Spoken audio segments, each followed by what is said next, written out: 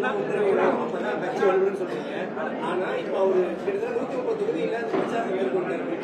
அங்க எந்த இடத்துலயுமே தொண்டர்களை வலியுறுத்தியதாவோ ஒரு பதாகைகள் ஏற்றி கோரிக்கை வைத்ததாவோ இல்லை. அப்படிங்கும் போது தாங்கள் வலியுறுத்துறது தொண்டர்களோட மனநிலையே இல்லையா அப்படிங்கிற மாதிரி ஒரு சந்தேகம் இருக்குது. வருகின்ற கூட்டங்கள் வேறு, பலவேறு தரப்பட்ட தொண்டருடைய மனநிலை வேறு, முக்கிய நிர்வாகிகள் மனநிலை வேறு. மக்கள் ஒன்றிணைந்தால் மட்டும்தான் வெற்றி பெற முடியும் என்று மக்களுடைய மனநிலைகள் வேறு.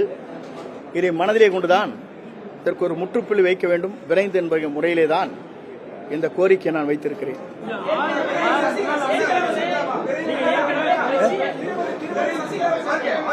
நான் சொல்லுவேன்,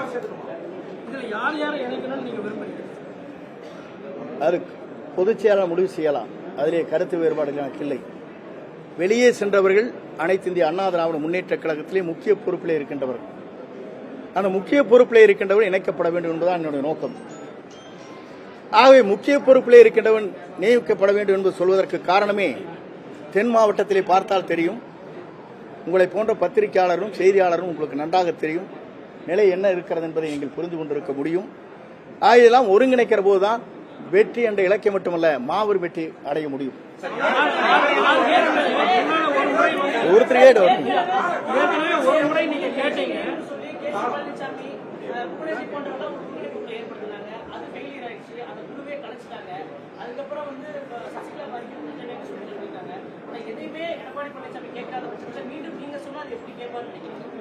என்னுடைய கருத்தை பிரதிபலித்திருக்கிறேன்.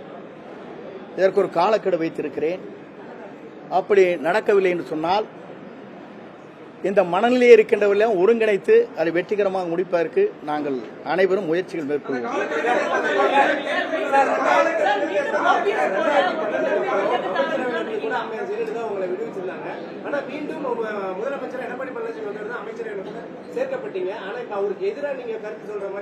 அதுபோன்ற கருத்துக்கள் இடத்தில் இல்லை. அவரே 2009 பொறுப்பிலிருந்து நீக்கப்பட்டார். அது உங்களுக்கு தெரியுமா?